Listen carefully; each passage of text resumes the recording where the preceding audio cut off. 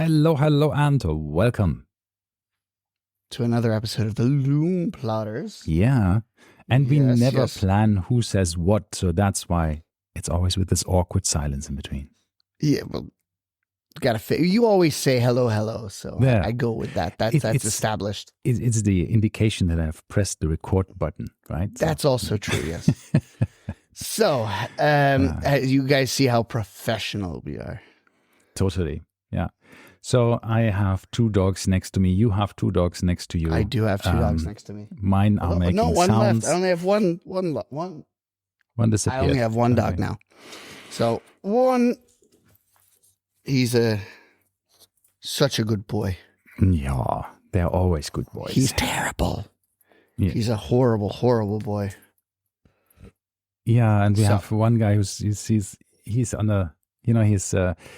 he's under, he gets a chemotherapy at the moment because he had some cancer that was removed, but just to make sure that nothing else is remaining in his body, he's on chemotherapy.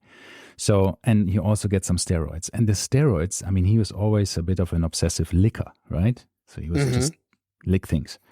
But now with the steroids, they increase this by a lot. So he is licking everything. He's licking the floor, he's licking the carpets, he's licking everything. And it's just like so loud and so annoying. The sound. Yes, yeah. I wake up every morning to this. This little... It's so hard to explain when you're at work, right? I mean, I'm sitting in my home office and I'm trying to work, and this licking is going on. You cannot focus for 2 seconds. It's terrible. Yeah. You have to throw him out then. So if dogs get chemo, do they lose their hair? No, not at all. It's much less. It's much less impact on the body like on humans, right? So it would be very funny to see a completely naked Frenchie, but that's what I was thinking. But no, not at all. They don't lose their hair. It's much less harsh on the dogs. So basically, thank God, I mean, knocking on wood, he has no side effects. The side effects are mostly from the steroids that he gets, but this dose thankfully came down a lot. So it's now every other day. So I hope it's also is reducing his licking. Yes. Also, what I've learned, of what I figured out is, you know how dogs will kind of self-medicate, and they look for certain grasses and certain things that will help their upset stomach. This one that loves doing this. So he eats the weirdest stuff. So you could tell when he's feeling uneasy or his stomach's not right, because he will start eating drywall. So he'll lick the drywall, and apparently at the same time, if I take him out, he'll eat the grass. So apparently there must be some kind of similarity between drywall and grass that he thinks. Or it can induce maybe vomiting or something. It's something. Yeah. I don't know what he's doing, but he's also one of those where he will eat something and then he refuses to vomit. So he will keep trying just to take it back down, right? Because he's a man and he wants to swallow it back down, and that's what he does. So it'll like almost come up, and we want him to throw up whatever he ate, and you'll hear a big gulp, and he swallows it back down. I mean, the last 2 weeks we had the absolute most amazing amount of downloads for our podcast ever. So we are really reaching a lot of new audiences, and I think now we have scared them all away. Dog again. vomiting. Talking about vomiting dogs.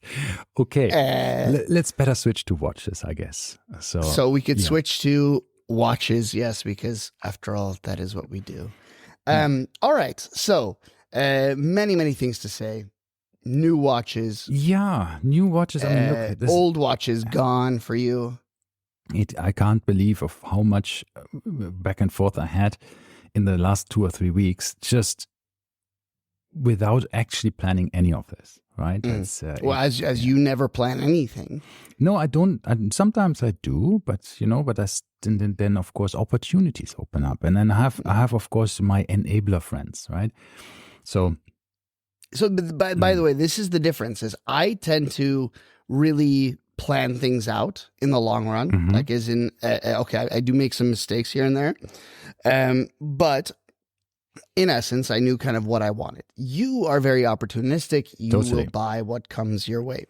And I will only buy what comes my way if it fits into my very niche categories, slots, whatever you want to call them. No, sometimes it's just tempting, right? Sometimes it's things that I absolutely had never had on my radar, but suddenly they become in reach, and I think, yeah, why not do that, right?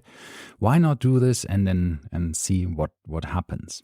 And I think I need to learn that this doesn't work for me, because every time I've done this opportunistic thing, I try something new, and then I end up regretting it. Regretting it. So just to put this into perspective, obviously, I bought that carbon fiber Unimatic. Yes. Right? Yes. And sure enough, it arrived. I put it on the wrist, and I'm like, nah, no, thank you. And then I'm going to now send it back. But luckily, it was from Joma Shop, so I was able to, return it. But I'm out the shipping costs and duties, which at the end of the day, I think I lost 500 dirhams on it. And if I try to sell it, I'm sure I would have lost more. But once again, here is another blatant example of me getting something that is outside of my wheelhouse, my norm, and it just doesn't mesh. That's the problem. And sometimes it's it really depends. I have made opportunistic choices before, and they were excellent, right? I mean, I'm like my blue Vachon overseas, right? So perfect. The silver Vachon that I had before, brilliant. Lots of my Rolexes, they were all brilliant. I love them all, and I would love to have them all back, but not at the cost of what I have, right? So I'm happy that I took every of these chances, most of them. Sometimes you can make a mistake, but for me, it's also just a bit like one of these YouTubers says that he's not a flipper, but he's accumulating experiences with watches.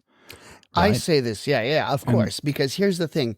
Remember the Hodinkee, when I decided to sell like half my collection, and I bought a bunch of weird shit, and I said, oh, this is me now, I'm going to have weird shit. And it did not work out, and then I ended up selling all the weird shit and rebuying all of the stuff that I had before. However, I did make some changes, like some fundamental changes, right? The sub is gone. Yeah. And I replaced it with 2 Tudors, which I don't think I would have done had I not gone down the rabbit hole of, buying a bunch of weird stuff. So true. So that's also I possible, did learn experience a lot from that, but also I ended up with a slightly different collection, which I think is better than what I had before. Yeah. And a lot of people say, by the way, I know I have a friend who keeps telling me, nah, you just wish you had a sub. And I'm like, I really, really don't. But I don't think he understands that, right? Yeah. See, the one thing that people don't know about you, for example, is you already had a Royal Oak, right? Yeah. You already had a multiple Rolexes in different shapes and forms. I had, Datejust, Sub, Explorer, this, that, and OP. It's not that you are just, telling yourself, oh, I really like the Tudor better than the Rolex because I can't afford it. You already had these. So, but we also have to put it into perspective. I owned that Sub for like the better part of 10 years. Yeah. And after 10 years, like, yes, there's a split, right? You either say, I'm going to keep this watch forever and it's going to be by my side always, or you say, like, it's been 10 years. Like, I think it's time to let it go. And I think that's where I was. I was wearing it and I'd be like, like, I wished it was an older Sub, right? I wished the bezel wasn't stupid shiny. I wished the lugs weren't so fat. I wish this, and this. But then everyone says, but you used to love it. And, obviously, yes, I did. That's why I bought it. Yeah. But and that's where you had it for a decade, right? So but I did learn a lot from it. And I realized what I liked. And I didn't like bling bling. And that was my number one thing is I despise bling bling, right? Bling. The fluted gold bezel of my Datejust. It was so like you would be in the car and the freaking, light would hit it and your entire roof liner or whatever you call it, the top of the car would be like sparkling diamonds. And yes, I don't need this. Yeah. Yeah. So anyway, enough with that. Why don't you tell us what you have sold, because you had much more activity than I did. Yeah, so let me tell you what I sold, and then let me tell you what came in. So yes, I just have to open my watch box to just make sure that I'm seeing what I'm talking about. So I have sold my Grand Seiko SBGN 029, which is a GMT quartz from Blue Dial. It's a lovely watch, but I thought, okay, if something has to go, then this will go. Then I sold my Seiko SPB 451, which is the Blue Diver Seiko, which I still feel is a wonderful watch. It's a beautiful watch. I just didn't wear it, right? Because too much competition in my collection, right? So also one of those realization is, if it's like the least expensive or whatever, you're always feeling a bit guilty, at least for me. Then you have a watch in your watch collection that is not getting the wrist time, which was very expensive, right? Yes. And you think, I should wear this just so to get my monies back, basically, in wearing it, right? So what am I waiting for, right? I'm always telling people, if they're saying, oh, this is a watch I keep for special occasions, like, don't just wear it. Wear the shit out of it. Yeah, but sometimes I think that there is some room for this. Generally, of course, I say wear your watches, but the one watch that I have that I always feel like I don't wear it that much, but it doesn't bother me, is the Reverso. Okay. I got a really good offer for the Reverso. Somebody wanted to buy it, and I told him no. And the reason is, I feel the Reverso is not an everyday watch. It is not a watch you're ever going to wear every single day. No, that's true. But when you wear it, it's so friggin' cool. And I love it for that. And I think that it is totally fine sitting there in the box. I love changing straps on it. I love, seeing it every time I open the watch box. And that's enough, right? And I do want to, some part of me wants to preserve it, because I do know that one's going to be kept for, indefinitely. Yeah. And I have a few scratches because, I have the monoface on the back. There's a big old scratch in it.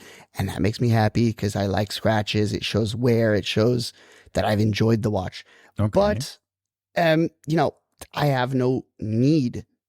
I know, as you say, I don't feel this like I have to wear it immediately because it's going to, I'm got to get my money's worth. I've had it now for 4 years. Yeah. And I'm totally okay with that. Yeah. I mean, look, it can work like this, right? It can work out just fine like that. So, yeah. So, what else I sold is and that's just to keep that on track before we digress so much. So I also sold my Norcane, which is my adventure watch that, and I sold it to now buckle up, to a Siddiqui employee.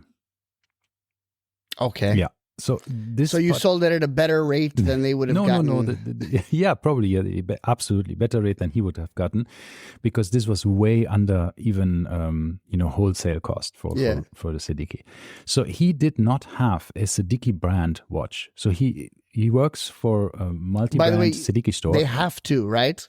So Siddiqui employees have to wear a Siddiqui branded watch. Yeah, so he didn't. And I have a friend who works at Siddiqui as well here in Elaine, and he told me this whole story as well. And apparently they give him an option and they say, okay, you have to wear something. I think they don't make him buy it. So they would lend him or let him wear something. But if he wants to buy, then they gave him essentially a list at some ridiculous rates. Like we're talking like 10% of retail value. And he had a list of stuff that had been sitting in stock for a long time. And I think he ended up getting for, I think it was 3,000 dirhams, the Tag Heuer Muhammad Ali Carrera, if you remember this one. Yeah. I apparently just been sitting around. It was like a 18 watch. And the fact that it's still sitting somewhere in a warehouse or in a store. Yeah. And he said, they offered it to me. And I think it was he said it was like 2,000 dirhams. And he said at that rate, I'd be ridiculous not to buy it. So he bought it. Again, these are of course very, very super special prices. This is not the purchase price. So don't think. No. And this is once again employee price, and it's specific models only. Super and it's so that they wear a brand from the store, right? Exactly. And this is basically like whatever is the paper or book value that this watch still has in their books, based on whatever calculations they do. That's basically then what he gets. But anyhow, maybe even less than that. Yeah, because his other option, they did offer him an Octo as well, a Bulgari Octo, and that one was also ridiculously cheap. I'm trying to remember. I think it was like $5,000. Yeah, and of course this is like you can buy one, right? You cannot just run around and buy them and resell them. That's not possible. So, yeah. So this gentleman then bought this watch, which he was very happy about because it was a good price, and so that went away. So my SPGN 029 went away. My Seiko went away, and of course, and this is the big one. The Daytona. The Daytona is gone. Yeah, which one? What do you mean, which one? I only had one. No, you had two. Oh, no, this one already, the fake one already sold 2 months ago. That's gone. So the fake one is the fake one, of course, I pretended it was real. What is it sold called? it for 100,000 dirhams. No, of course, no, I didn't. No, I sold it to somebody who's a collector who uses this as an example for his friends to say, this is how far these super reps have come. So, but what is it called? What was the name? Not Pandora. Not which one? I'm talking about the what is Pagani it? design. Pagani design. That's what I'm talking about. Pagani design is in the auction. It's not yet sold. Yes, that's what I'm talking about. You had a fake one as well. Yes. I wanted to see if I like it. I like a Daytona. See, that's how I planned my Daytona purchase. Because I actually bought a fake one just to see, do I like the size? Do I like the wearing feel? And I've worn it exactly 3 times around the house and then felt so bad about it that I wanted to burn it with fire. And then decided, one of my friends who is a Rolex collector basically said, I'll take it from you. And I said, okay, fine. No, but I sold my original Rolex 126-500 LN, the black dial. Gone. I sold it back. And this is a theme of many of these sales.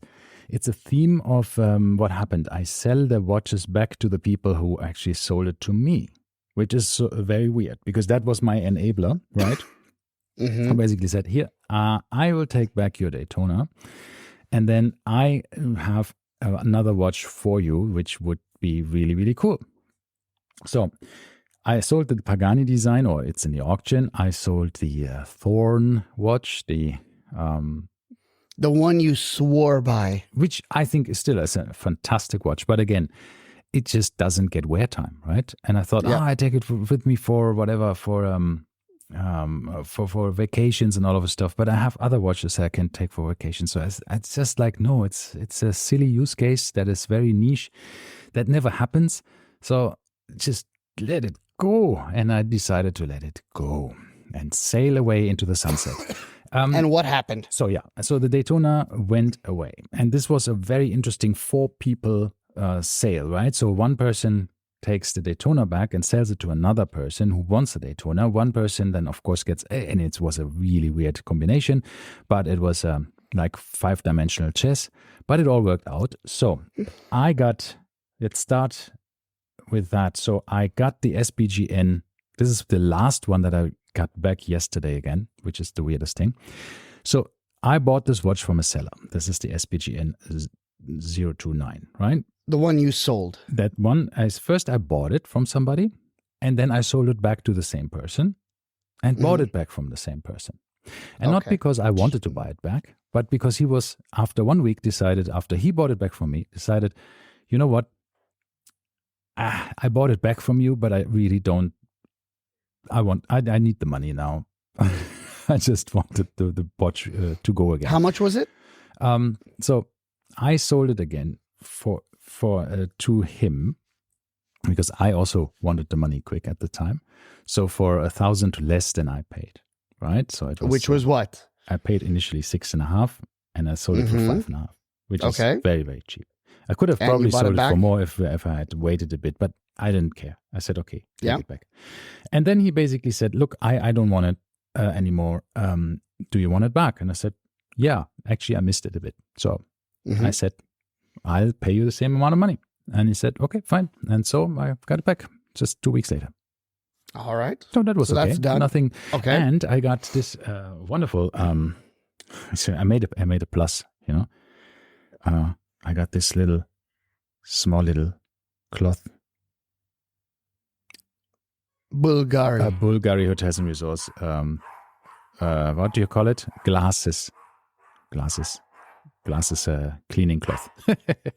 So anyhow, lovely. So that was. He wrapped it in that while he was shipping it, or what? Yes, he put it in a box and said, "Oh wow, man, I feel so blessed, humbled and blessed." You know, like the Andrew Morgan Watch Channel. Yes. Sweaters. I really like them. Oh, by the way, I wanted to let you know I have a present for you. I bought a T-shirt for you. I have the same, so we can wear it during Dubai Watch Week. But I'll tell you in a second. So yeah, what else happened? So I sold the Daytona, of course, and the big one that came in instead of the Daytona was this one here. Let's see. And that is drum roll. Finally. Yes. I told you to get this one. Finally. It is. I told you this was such a better purchase than the Daytona. And I the thing is, I don't know if I was just like pushing my Rolex, I don't know. It's not Rolex hatred, but just like I fell out of love a little bit with Rolex. And I might have been pushing that onto you a little bit. But I thought for the same price, this was an insane. This is on my wrist. So it is a Royal Oak Offshore. Stunning. It's called the Beast, and this is the current generation. So it has the flyback chronograph, 70 hours power reserve. So it's a current model. I got it from somebody who is needed a bit more. I wanted to sell it because he has other projects that he wants to finish that need some money. He's a filmmaker, so he wants to do that. So which is fantastic. So I got a good deal on it. Obviously, it's a watch that I'm not selling any time soon. Anyways, I promised that as well. Same with the Rolex. So it's always going to the original owner back if there is anything, that I might need to go. So this is absolutely fantastic. I got this really nice light blue strap for it. Which one does it come with? It comes with, and see, I have this lovely pouch here from Audemars Piguet. I have a pouch for them.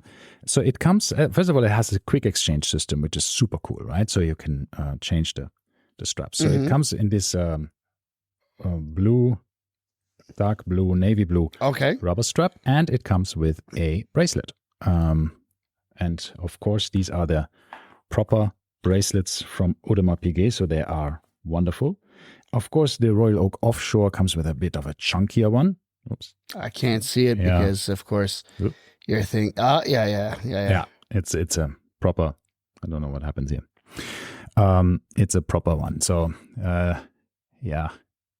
I'll just. So what was this? This watch originally comes with both. Yeah, it comes with the strap, the bracelet, the navy blue strap, and the bracelet, and then the light blue one I got from the boutique. Okay. Yeah. Well, it looks really good on the light blue, I think. Yeah, I thought I saw it on the other version of this watch, and I thought, nah, this I need it for my watch, and it's nice for the summer, so perfect. It is. Yeah. So yeah, that's what came in. But there was, of course, something more. In February, my brother-in-law passed away from cancer, unfortunately, and it's a very sad story. So we visited my sister-in-law, and she decided to give me his Rolex Submariner for safekeeping and wear, because she said, "Is it good for watches if they just lie around forever?" I said, "Well, it's not bad. You eventually need to service it if you want to sell it." But yeah. So anyhow, she said, "You know what? He had some watches that he loved a lot, and it was not the Submariner that he liked the most. Mm-hmm. And so she decided to keep the watch that he liked the most at home, and she gave me this watch for safekeeping. It's not really mine. I'm just taking care of it, right? So, and I can, of course, wear it during this time, and it reminds me, obviously, of my brother-in-law. He did have a fall, so that means that the Cyclops is slightly off-centered, is slightly pushed up. It has a lot of scratches on the sapphire crystal.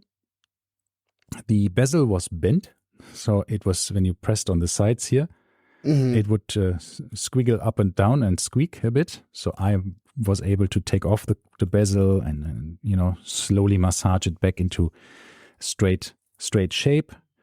It is still water resistant. It goes a bit fast, so who knows what happened, because he as I said, he had a big fall with it. But these scratches, of course, it will not be refinished. It will be exactly like this. Will you service it? It was serviced in 2022, so it was just recently serviced. Before or after he fell? Before he fell, yeah. Yeah, so I'm saying that if it's running fast, then probably the balance wheel is a little bit... Or it could be magnetized. You don't know, right? So... Yeah, it's not very fast. It's 10 seconds fast. And this is a watch from 2009. I bought this watch for him, right? So this watch, by the way, ladies and gentlemen, is the 16610. Yeah, that's the 16610 Rolex Submariner. That's the pre-ceramic aluminum bezel. Yeah, with the aluminum bezel. Last batch. I think 2009, 2010 was the last batch of the pre-ceramic one. It's a beautiful watch. It's very thin. It wears really, really lovely. And it's super comfortable. So you bought this for him? I bought this at the time. He basically, at the time, he said, can you get me a Rolex? And I said, sure. Which one do you want? Right? Because that was at the time, and this time in India, it wasn't so easily available. Yeah. And probably more expensive. So he asked me if I can get him one, and I did. And I got this one for a discount. I think it was 21,000 dirhams at the time. Which is insane to think back, yeah. Yeah, that was in 2009 or 2010 when he wanted it. So since then he had it. And so now I'm wearing that, and it reminds me of him. So you didn't buy it for him, he bought it for himself, but you helped him get it. I just got it for him, let's say it this way. Yeah. It wasn't a present for me. Because otherwise you'd be very, very generous, right? That would be a very generous gift, yeah. No, but he's... it would be. So this is just like when my brother asked me to get him that Explorer one, right? Yeah. The 40mm one, and I found it in the store here. I didn't physically pay for it. He paid for it. Well, I paid for it first, and then he paid me back, but... Yes, in the same way, in the same vein, I sometimes say, "Oh, I bought him that watch," but technically, I did not gifted buy him him that watch. I bought it for him. Exactly. Exactly. So now it's a very cool watch. So I'm glad that you got it. This is it. So that's all the incomings and outgoings are counted for then. All right. So the sub is a good one to have. Once again, you sold me the Tudor Pelagos. I'm happy with the Pelagos, and now you don't have overlap between the two watches in your collection, so all is well. All is well, indeed. All is well. See, one of the things is also that my sister has now a watch that is that she can wear as well. It's a Speedmaster reduced, 39 millimeters. That was in very good, still super good condition. So I shortened the lugs, the bracelet for her so that she can wear it. And so now she's wearing that one. So that's also quite nice from him. So, yep. So you have... So yeah, we are just... This one. Having mementos of him. But being that it is your wife's brother, right? So it's... Yeah. It's my wife's brother-in-law. So it's my wife's... What? What? My wife's sister. Your wife's brother-in-law. My wife's sister's husband. Oh, that's right. Yeah. So it's no relation to either of you. No blood relation. No brother. Exactly. Okay. I thought it was your sister's or your wife's brother. No. But it's your wife's brother-in-law. Sister's husband. Yes. The in-laws are the in-laws, right? Yeah. All right. Okay. Anyway, meanwhile, while Ralf was talking about all of his incomings, I had a FedEx delivery. Right. What happened? Ta-da! It's a Grey NATO strap. Ah, that's the one that they missed and send? No. I got this. I ordered this one just now. It's a 22 mm because of the Pelagos' stupid 21 mm. Yeah. I said maybe it would be better on a 22, so I ordered a 22. And the Grey NATO, every time you order one, they always send you nice little stickers. Nah, fantastic. Yes, so I got some nice little stickers from them as well. But these are the same straps. So if you liked the Hodinkee NATO straps, they call them the Ute Sambolo straps, and no one else sells them anymore. But the Grey NATO ended up getting because of course Jason Heaton and who was the other one? James Stacy were both on the Hodinkee team. They were the ones that brought this company to Hodinkee to sell the NATO straps, but they essentially are the only ones that have retained the rights to sell them. And so they, on the greynato.com, sell 2 straps. You could either get Grey NATO in 20 millimeter or a Grey NATO in 22 millimeter, but now I have both. Yeah. Nice. So, and they send it in a FedEx package, which I don't understand why, because I feel like that would cost more than well, they have, I'm sure they have some agreements there, right? Because FedEx also has some good rates sometimes from the US, of course. No, this wasn't from the US. This was from I shop and shipped it. So within the US to New York. Yeah, from Minneapolis or wherever he is. Yeah, local stuff can be quite cheap. But one of the things that I decided why I go for this is now the big hitter in my of course my collection with the highest retail or list price, the AP, right, with the blue dial and the mini tapisserie, not the what is it called? The big tapisserie. The big one, Mega. Is it called Mega or Petite tapisserie? No, it's mini. I thought it was mini. Was it mini or petit? This is a mini. Petit, not mini. I thought they called it mini tapisserie. Maybe, I don't know. Because mini sounds correct. Grand sounds correct. And if you see how they make this on the guilloche machine, it's really impressive. It's nice. It's not stamped. It's really a guilloche dial. Yeah, so I really like it. I haven't worn it yet much because I just want to take it easy. But it is a lovely movement. It is petite. It is a lovely watch, and it's petite tapisserie. Petite, yeah, okay. Yeah, and see, the movement is really nice and fat and big. It really fills the case. It really fills That's the case. Yes, I really don't like it when it doesn't. And it's the 4404 movement. Yeah, so I wanted to let you know that this is because what in the end also swayed me over is, while I really loved the Daytona and I loved wearing it, and it's I think one of the most perfect Rolexes. One of the things that buggered me a bit was that I can't really read it easy, because the black dial is not easy to read. But it wasn't a reason to sell it at all. But I thought this is a good change because I never had an AP. This is my first AP. This is a watch that retails for 3 or 4 times the price of the retail price of the Rolex, of the Daytona. But the market price right now is it's a bit above the Daytona, but not by much. So, but it's almost the same, yeah. While the Daytona is literally, like a 60,000 dirham watch list price. This is like a 190,000 dirham watch.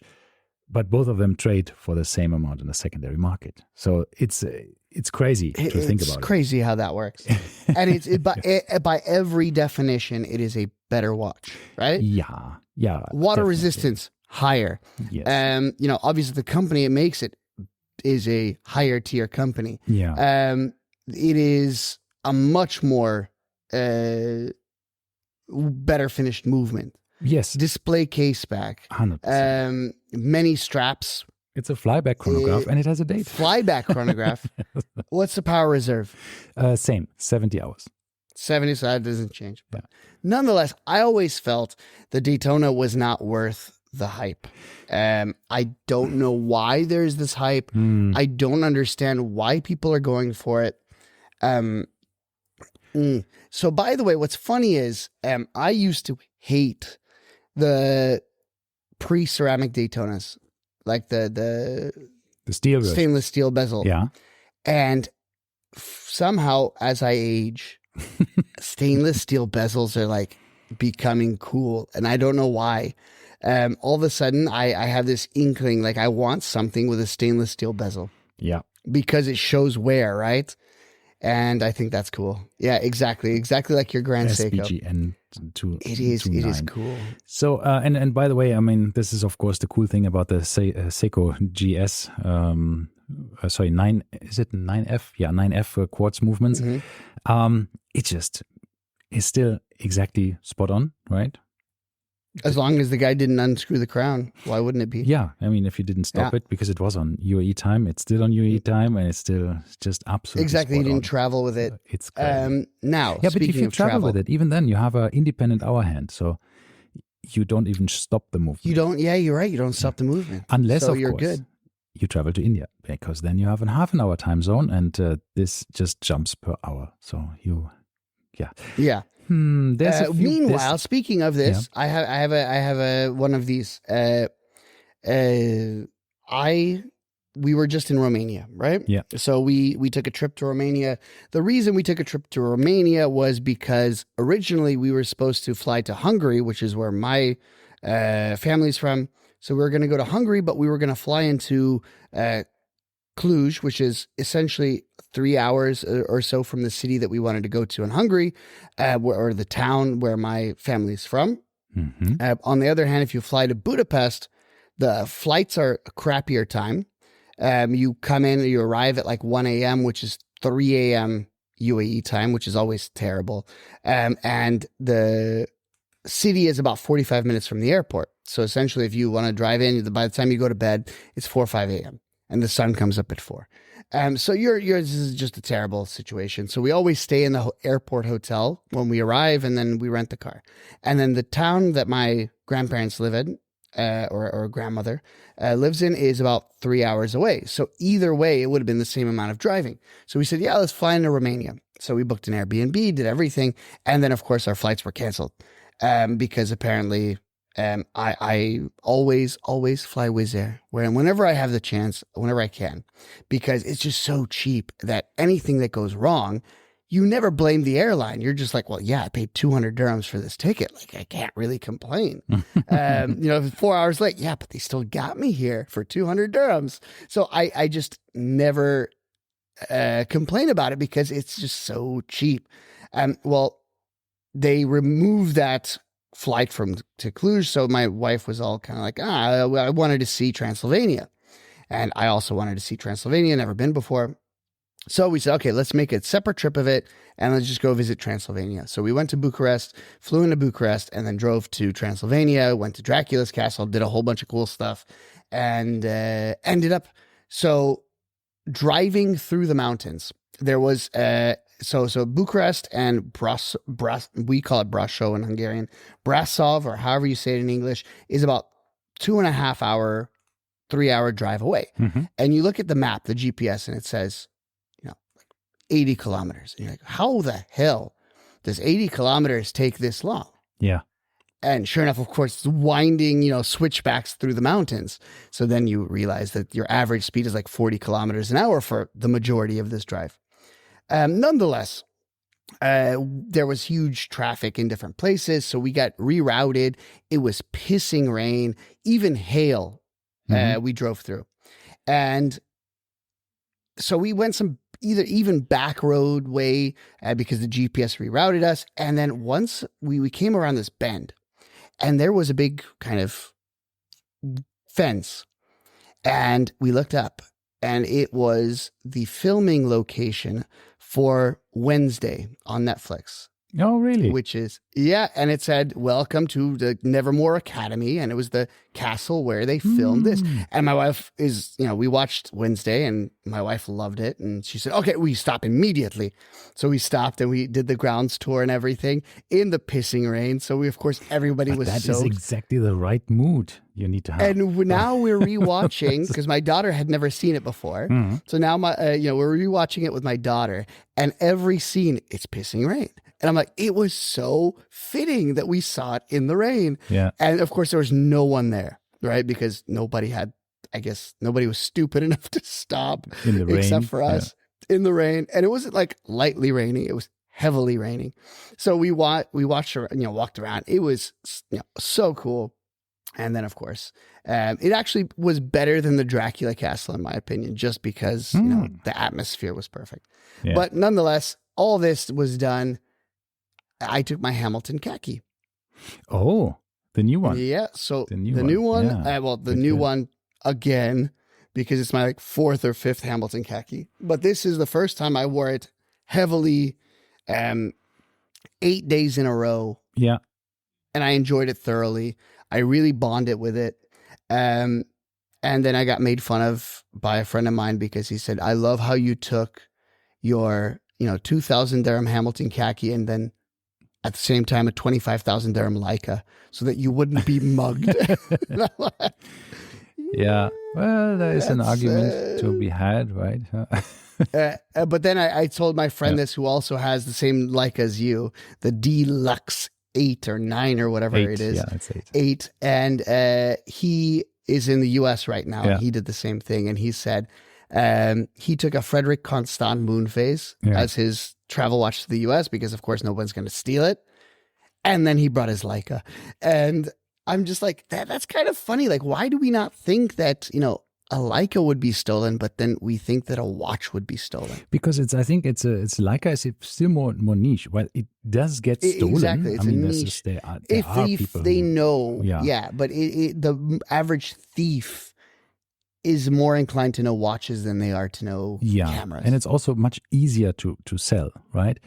A watch, a camera like a Leica or any digital camera that you steal is still, in every photo you take, the serial number is actually burned in, right? You can remove it, but this is macro. It's complicated, right? And it's just the metadata. Not macro. You can strip the metadata if you want to, but it's complicated, and not everybody knows how to do these things. So you basically you can find it, right? If this person posts pictures somewhere, you could potentially find it again, right? So so that's not cool. But in any case, it's harder to resell cameras, and this is not something that is booming. The market for digital cameras, and especially high-end cameras, is not booming, right? It's not. It's actually I feel like it's dropping because I've seen such good deals. Because I was thinking about, buying a different one or something, right? And I've seen such insane deals. As I always say, on eBay, I have a, saved search Alarm, for Hodinkee. Anything for Hodinkee. And what popped up? The Leica Q2 Hodinkee Ghost Edition. And all full box papers. I think shutter count was like 1,000. So it was like nothing. And original price, I think, was like $7,000 plus tax, plus shipping, blah, blah, blah, blah, blah. $2,000 they wanted. And for that much money, I'm like, not a bad deal. So I didn't buy it because my issue is I love the Hodinkee edition of things. But in this case, a white camera is kind of weird. Yeah. It's kind of weird. And you sometimes think, like, okay, there's a reason why they're usually black or dark, just in general, because they reflect less, They are just not, you don't have any reflections in pictures or anything like that, or your viewfinder, or it's just also when you look at the camera and you have in the sunlight and it's bright white, it's just not good for your eyes if you want to look through a dark viewfinder or something. It's just... Usually no. The thing is, they kept certain things, and this is what I also didn't like about this one. The actual lens, the front of the lens is still black because it couldn't be white. Okay. And then the viewfinder is still black. So essentially, you have these black splotches on a white camera that look so stupid that, if it was silver, I'd say okay, because, silver cameras are historic. But white, I don't know. But I'm glad that you're talking about the Hamilton, because I wanted to talk. We had a small topic actually planned for today, which we still do, which is a short one, right? We could do it another time. We have new watches coming out. We'll leave our our topic for another day. Because once again, ladies and gentlemen, we don't plan things very well, in case you haven't noticed. And we had planned a topic, but then we're 45 minutes in, and I don't think we're going to talk about the topic anymore. But we still have new watches to cover that came out, and we're going to make fun of them, as per our old episode of Omega that we talked about, where we roasted Omega a little bit. We're going to make fun of some more Omega stuff. And I wanted to say, it seems like you really, really loved this episode. Why Omega? Why? And I wanted to let you know that there is, since then, Omega has released 2 new Seamasters, right? Yes. And one of them is the... basically exactly what we said, that they're doing wrong. They did twice since we released the episode. We predicted it, and it happened. So for me, I'm talking about the last one. You can talk about the first release, the orange version there, and I talk about the current one. So they have found, apparently, like a friend of mine mentioned it, is that they must have found some... Olympic dials from Paris 2024. The white dial with a yellow gold or rose gold indices and hands, and just decided, what do we do with these dials? Because I think the Paris version was limited. I'm not 100% sure, and just let's do something with them. Make them you put them into a solid gold case and sell them for more money, and that's what they did. So it's a 386. Or something limited edition, which that's how many dials they found. Yeah, because it's so arbitrary. It makes no sense. Why this amount, right? And it's just too strange to have this number. It's a lovely watch. It looks nice, but it's just something where you think, why now? Why now? Omega. I feel it's a bit of a swan song. I don't know. I think this watch came out 2017, the Seamaster 300. So I have a feeling that either today, this year, because it's 8 years old, because that's like the refresh cycle sometimes with watches, right? It's 8 years, 10 years. It depends. There is no fixed cycle in watches, like with cars. But eventually manufacturers do upgrade watches. And some reasons could be the the updated movements or just a slightly updated design, because technology moves forward even with watches. Even though it's an old technology, it still moves forward. And yeah, there are things that you can actually do. Can you allow me to share? Then I show just the 2 different watches here that have become that came out, so that we can talk about this. So this is the sorry, I'm not yet sharing.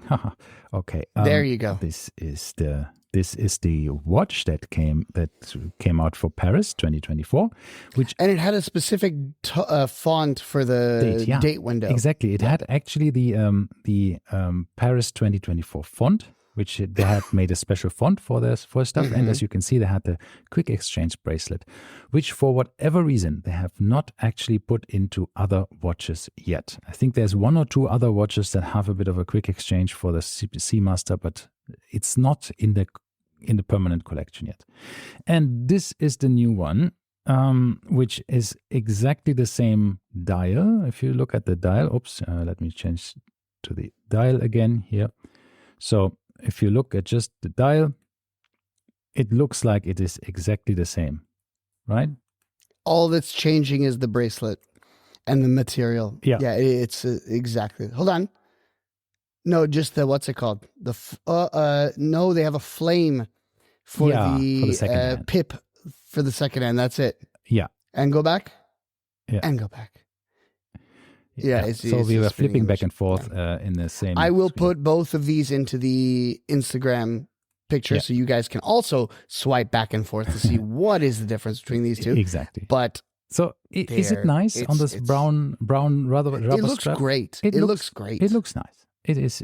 I think once again, it's too big of a watch. There's a bunch of issues I have with it.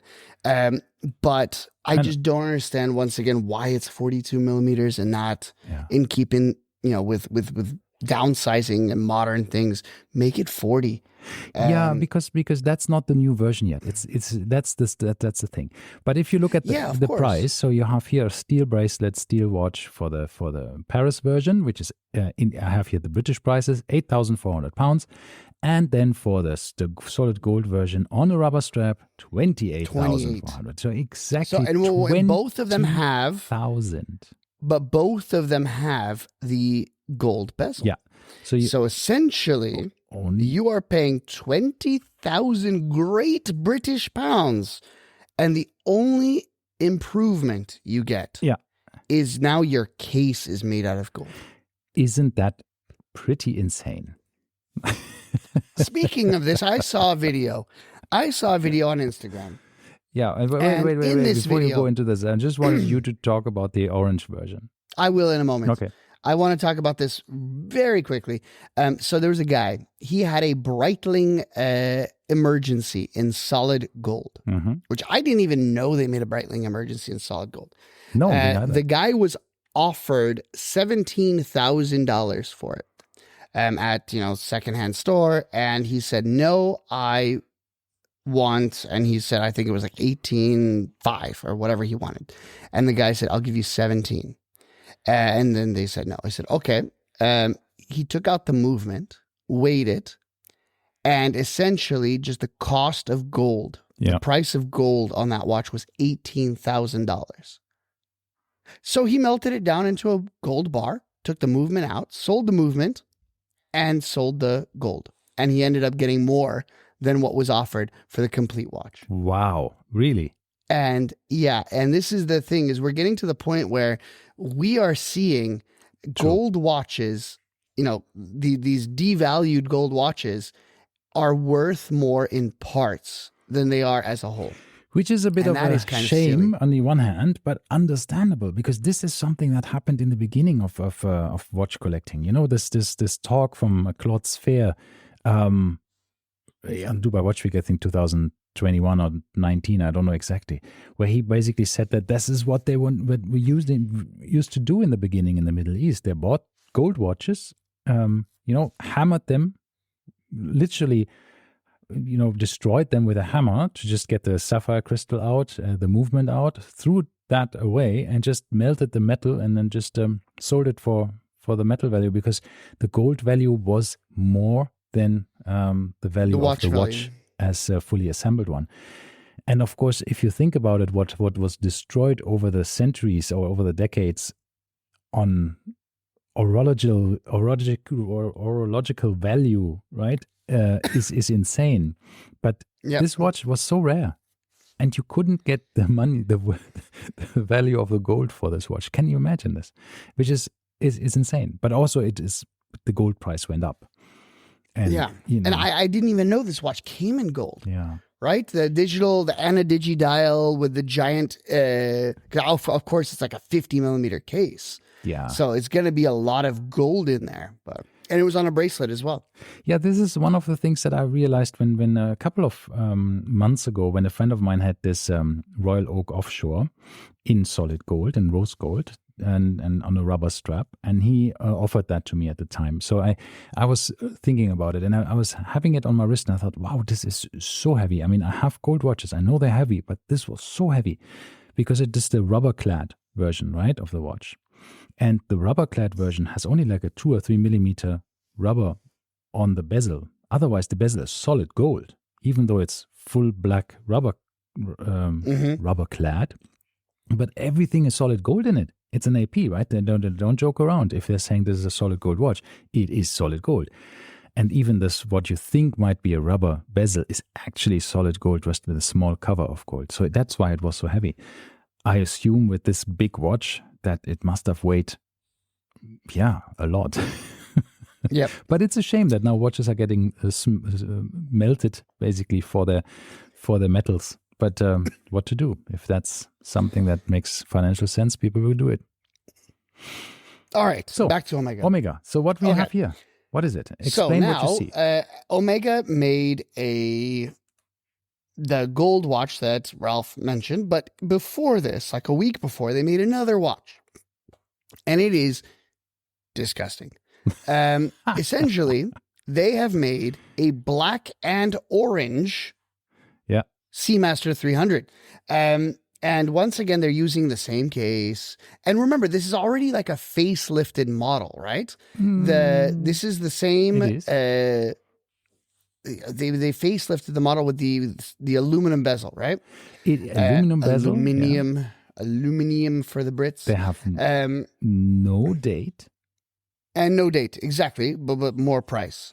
And essentially what they did now is the one thing that I praised. One more thing. They have also changed the ceramic dial into a non-wavy aluminium dial. Aluminium dial that is a bit textured, right? It's well, no. The original one has waves. Yeah, the original one has laser engraved waves. This one doesn't have waves. It has texture on it. It's like a grainy. I don't know how you call it. It's sand texture. Black aluminium is also used to create the dial, which features rhodium-plated skeletonized hands and indexes that are blah, blah. But it is textured. Yeah, but it doesn't talk about what's it called. It's not Grand Seiko textured. Did you know what they call their bezel? It's black oxalic anodized aluminium. I've never heard the word oxalic. Still just it's an aluminium right? Doesn't matter. All right, what they did, they made Seamaster in orange. They made the second hand in orange, and the cardinal markers are now surrounded in, you guessed it, orange. Brand new watch, right? Of course. Well, it is one of the 50,000 different variations of Seamasters that you can ugly. buy. Like, it is one of the ugliest things I've ever seen. Somebody mentioned, like, how could they only do the cardinal indices with orange around it? Because, like, the other ones are still, like, surrounded by silver. And there's so much, like, inconsistency between the round pips being wrapped in silver and then the square pips being wrapped in orange. These are the meetings you want to be a fly on the wall and be in this design meeting about this watch. Saying like, okay, no, the round pips should be silver or steel, and the hands should be steel, but only the second hand should be orange. And no, we need a bit more orange, but not everything. And just also the bezel should be only white, or silver. I don't know. It's so stupid. I sometimes, and an orange strap. Yeah, I sometimes Which really the orange want to. Strap, I don't mind. I really want to be in these meetings when they discuss this and come to this conclusion. It looks a bit like a committee decision, right? Yes, designed by committee. So one person wanted everything in orange, the other person wanted everything in steel or in silver, and that's why they ended up with half. Yeah. Now, the orange strap that it comes with is kind of cool. If you like the jack-o'-lantern Halloween style look, you could put it on your regular Seamaster, right? It's very summery. Now, Brit or Brittany Pierce or Britney Spears or whatever her name is said, and I agree with this, she feels that this takes away from the Planet Ocean range. Because up until now, there's never been orange on a Seamaster 300. And the Planet Ocean range is known for and has historically been known for orange as their primary color, either in the bezel or the dial or here or there, wherever, right? Even the black, standard black. And it's always Ocean written 600. Seamaster Yeah. Had the orange, wait a second, had the orange Seamaster and the depth rating, and of course the second-hand tip was orange. And of course this comes with, this comes from the old Doxas, right? Doxa kind of did a test, a very infamous test in, what is the lake? In Geneva? Lake Geneva? Yeah, I think it's called Lake Geneva. Probably Lake Geneva. So they apparently dropped down a bunch of dials, and they saw which one faded first and which one faded last. And essentially, as they were dropping it down, they noticed, hey, orange stayed visible for the longest amount of time. So because, of course, as you go deeper in the ocean, you start losing light frequency, and then you lose, sight of things. So orange stayed visible the longest. After this, of course, it's been debunked. But now, because of this, Doxa still calls their orange dial as their professional dial, And because of this, of course, orange has been associated with dive watches. So Omega kind of took this in the, I think it was late 90s, early 2000s, when the Planet Ocean range was launched. And they took this orange at kind of, from Doxa, from this ideology, and made it this primary color. Yeah, I think we have some of these, Planet Oceans with the orange bezels or other things that, I think from the... So generally... The pip, the Lume pip on the bezel to the 15-minute marker was orange. That was the kind of traditional Planet Ocean color. That's where you would see it. Yeah. For instance, right there. That was the traditional color. The 1269 was also an orange. Seamaster, as you said, was an orange. That was kind of it. There's always some kind of accents that they had in most of the models in the beginning. Most. Yeah, and I always like the Planet Ocean. It's a chunky watch. I mean, it has 16 millimeters height. So, I felt my Royal Oak Offshore with 42 millimeters is big and chunky, but the Planet Ocean 600 is 43 millimeters, 43 and a half millimeters, and is even taller than my Royal Oak Offshore. And I thought the Royal Oak Offshore is with 15.1 or 15.3, I don't know exactly, millimeters, quite a tall watch. But man, the Planet Ocean is thick. Of course, 600 meters. 16.1. But I wanted to say my Super Ocean from Breitling is 1,500 meters water resistant and is slimmer.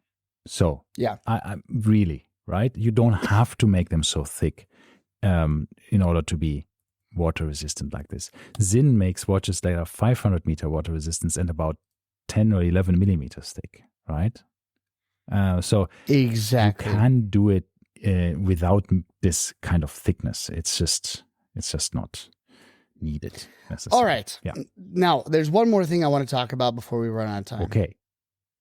So this is something that I have never seen before, and it was very interesting. Two things. Firstly, when I was in Romania, there was a watch that I was always kind of after for my wife. She always wanted a G-Shock, and the one that she wanted came out a few years ago in a summer capsule collection, and I was never able to find it. I searched everywhere, and it just didn't exist, and I don't know who got them, where they went. Essentially, they came in like 4 like these lime colors. It was called let me share my screen. It was, I don't know if you can see my screen. Ralf didn't accept my control request. No, you wanted to control my screen. That is not what you want. You want to share. Well, I don't know what the hell I want to do. Sorry, my bad. There you go. So it is the BLX 565. So let me see if I can find here. This was the original picture of the release. It has like 2 cocktails and this is a very 4 watches in very bright colors. Pastelly looking. Yeah. And so my wife was always after this one. Yes. The clear bezel with a pink, like a neon pink strap on it. It's just your regular G-Shock square, but it does have the Tide graph at the top. And they were, I think, retailed for around 500 dirhams. So I looked for it everywhere, blah, blah, blah. I'd given up on it and I just didn't care anymore. But I was walking through the mall on our last day in Bucharest, right before our flight was about to take off, and I found it. Oh, wow. And it was on sale. And it was on sale for 250 dirhams, half price. Wow. So I said, absolutely, I'll take it. And so we bought it. And then they had like 4 or 5 watch stores selling G-Shock in the mall. It was a fairly big mall. So we kept walking around. We went to another one. And they had one too. And in that meantime, my daughter had already started complaining that she also wanted this watch. And so then I bought another one. So now both of them got this watch. If the ladies in your life demand, demand G-Shocks, you have to give it to them. But now here's the thing. The module in this is something that I've never seen before. And the reason I'm talking about this is because you mentioned if you live in India, right? That's you said this. If you live in India, you know about this issue where the offset in time is not 1 hour, but 0.5. Yeah, 1.5 hours, yeah, to the UAE. We've seen how we set G-Shocks. We've set a million G-Shocks in our lives before. However, this one is set differently. And I have never seen this before. Before, if you click the adjust button and go into the setting function, it gives you the option to set your GMT plus or UCT plus time in 0.5 increments. Wow. So you don't have to change anything if you travel. All you do is adjust that thing to 1.5 or whatever it is, right? And everything then just does its own thing. And I've never seen a G-Shock be able to be set like this. But once again, they thought about this and they had all the 0.5s in it, which I thought was super cool. Then the tide graph you have to set up, and that pissed me off because you have to set the longitude and the, apparently, I don't know anything about this, the tide length of time that it takes between tides. Yes. So I Googled this, found the longitude of Abu Dhabi or Dubai was 54.6. So I'm like, great. There was no decimals. So you put 54, you put 55, whatever. And then the time between tides was, I think, if I remember correctly, 6 hours and 15 or 12 minutes. So I put everything in, and then this calculates the tide for you. Yes. I mean, not that we have a big tide here, right? No. But we have but that. And then it also calculates the moon age for you. So essentially moon phase. Oh, right. Which I also didn't know. I was like, that's super cool. So as you're going through the mode, one mode is just says moon. And it gives you the moon age. And how does it do that without the graphics? Can you tell me? No. It just tells you the age. So it says 26.4 days. So you need to know that it's 29.5 is like a full moon. And exactly. So you know how... Exactly. So I explained this to my daughter because she loves her Apple Watch is set up to this nonsense moon. Like on the dial, all she sees is the moon phase, and then it tells her that it's like waning crescent. And I don't know why she likes this stuff, but she's a huge fan of this moon stuff. But anyway, long story short, I got 2 of these for the price of 1, which I was very pleased with. And that they have the Indian time adjustability, which that is very good. You know, not the point. This was a tangent to my point. Oh, okay, a watch related tangent. But in these stores, they sold a number of brands. One of them, of course, was G-Shock. One was Seiko. One was generally they would have some fashion brands, but one was always Doxa. Oh, okay. So I was like, Doxa. Well, let's just quickly go to the Doxa website and see what Doxa offers. Okay. Here's Doxa watches. This is a UAE website, but I don't know if there's if I can go to another website. But if we look at all of their collection, here it is. Sub 200T, sub 200 Seagraph, sub 200 Seagraph 2, blah, blah, blah. All subs, right? Yeah. Except for the Doxa Army, which is based on a sub, right? How many of these watches do you think I saw in those shops? All of them. In the Doxa, none. No? 0. Really? So just like we have some kind of, and I've never seen this before in my life, just as we have, Pierre Cardin here in UAE that has some agreement to use the Pierre Cardin name, but it's cheap made in China crap. Meanwhile, in Paris, you get like real Pierre Cardin, which is like expensive. And we have a few brands that have sold have licensed their name here in some Asian countries, including us, So essentially, the watches that I've seen, I don't even know if I can find them. They were all extremely cheap, extremely crappy fashion watches, all quartz with the Doxa name on it. Really? And I had never seen like fake chronographs, like, just 50 millimeter gigantic fake chronographs. I don't even know what to like put in here. These chronographs who have done something like the day dates and stuff like that. But no, this is it. This kind of stuff. Really? So, but even worse. Was this when Doxa was actually not under the current owner? Yes. What's the history? I don't know. I have no idea, and I can't find anything about it online. But there was hundreds of these watches off-center date windows and God knows what else. It was the ugliest stuff I've ever seen in my entire life, and it really made me hate Doxa. I don't understand. Look at this. What is this? How can quartz. This be? This is a really, really cheap, and it's not a. Is it a chronograph? It looks like a chronograph. It's a this quartz one looks like chronograph, it is, but it's a quartz chronograph. I'll put some pictures in the Instagram. I think I don't know about the Doxa's. How do you say this? Here's another beauty. There's another beautiful one right there. They had the 70s time where I think they have returned to its mechanical roots. I think they had in the 70s, 80s, 90s, they had these quartz watches. I have no idea how they are still being sold, or is this all old stock that is still? I went to 5, 6, 7 stores full. Chock, is this the same full as you of these said, hideous Doxas. And I got so excited because I was like, oh, they're going to have Doxas for me to try on. And this is what they had. Weird. And weird. Look at this. Look at this beauty right here. Oh, that's so 70s, man.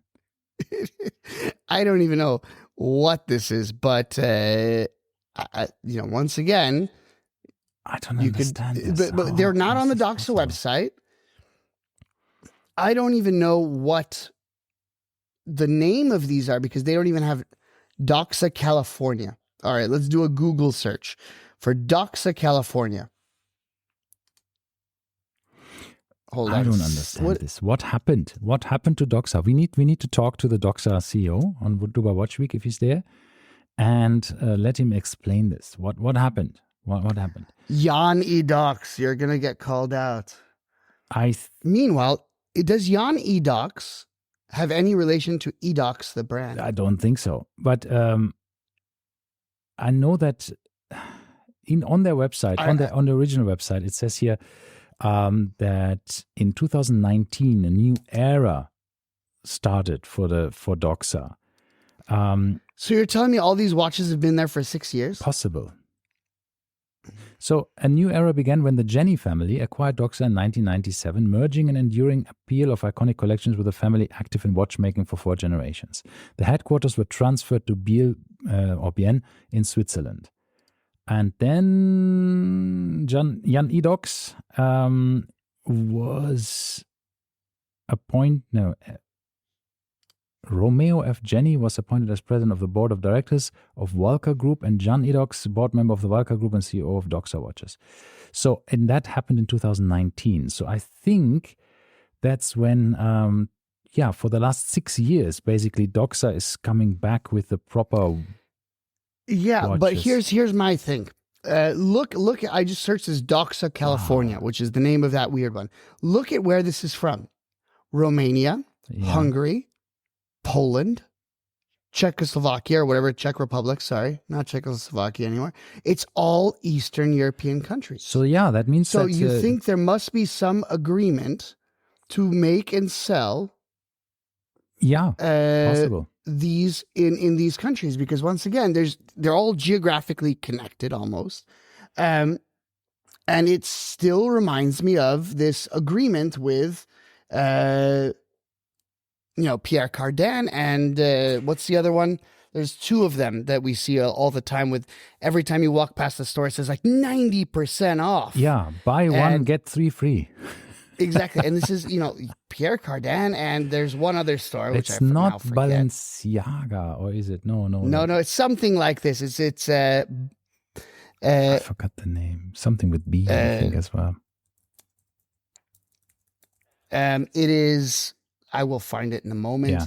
But you're right. This is always in the malls. These are the cheap shops where it's always often 70% discount. Yeah, and I had a friend once. He told me he bought this lovely suit for, I think it was like 100 dirhams. Yeah, and they're made in China with the cuts or so from that they get from there's some license agreement. I don't know. So yeah, they're technically not fake, right? No, they're not. They're just not original. They're just also not fake. They have nothing to do with the original brand. Somewhat they have. They licensed the production, so they're not produced in according to the let's say in brackets Western standards. They're produced in most likely China or other places. I'm not entirely sure. They can legally use these trademarks, so they're not fakes, right? So they can legally use them there, but they are not related to the original brand as such. It's a very weird system, which I think they would love to get rid of, but can't. Because some of the brands became very popular, right? And then suddenly again. And now, of course, you can buy them for huge discounts, which is the opposite of what you want with luxury, right? So, yeah, it's an interesting situation. Yes, so it's all made in China stuff as well. So it's not going to be, but Mall of the Emirates, Dubai Mall, all of these have this exact brand. And I'm trying to remember what the other one is. And I can't for the life of me. It's not Balenciaga, but it's something similar. Hold on one second. I remember there was a song with this in it it's an old French song. I have to now come up with, it was on, this is how well my ADHD brain works. It was on the soundtrack to Wes Anderson's Darjeeling Limited. So if I look up the soundtrack for that, we're going to quickly find the song, and then I will look up the lyrics of that song. It is Peter Sarsted's Where Do You Go To My Lovely? Okay. And if we look up the lyrics of that, Balmain. Yes, Balmain. It starts exactly, out, Balmain. So the song says, you dance like Zizi Jeanmaire, your clothes are all made by Balmains, and there's diamonds and pearls in your hair. This was written in 1969. Ooh. Obviously, Balmain at the time was extremely high-end.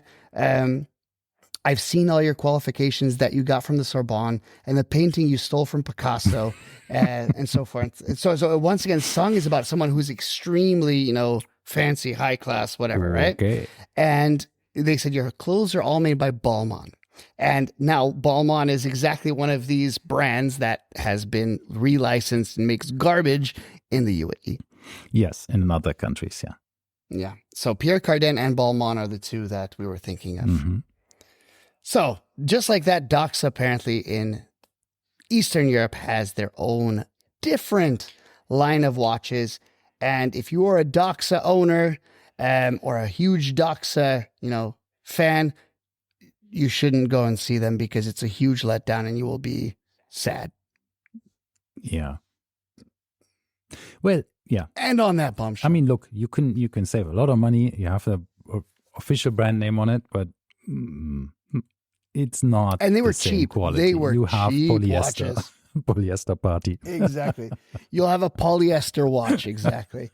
I don't know, but they still said Swiss made on it. So once again, I'm guessing old quartz, ETA movements, and that is very surprising. That is very surprising. So on that bombshell, I didn't take a picture. I'm sad I didn't take a picture. You should have showcase because there was hundreds of watches. But in my mind, I was thinking like, oh, maybe I just missed this. Maybe Doxa has a bunch of shitters on their website. It's just, I didn't see it when I was looking at my, Doxa sub 300. And now that we look at the website, they're not there.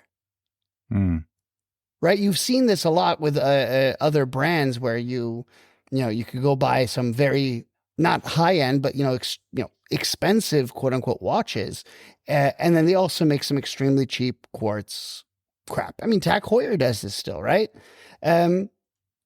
So in the same vein, I wouldn't be surprised if Doxa did it, but these were truly hideous watches.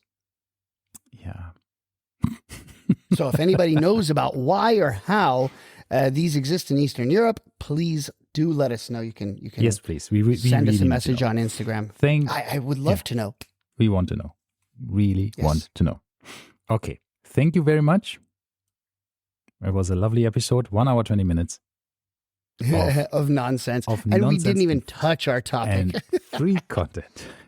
This is the reason why we don't charge you. We don't ask you to sponsor us or to buy us a coffee, or because half the time we don't even ask you to listen.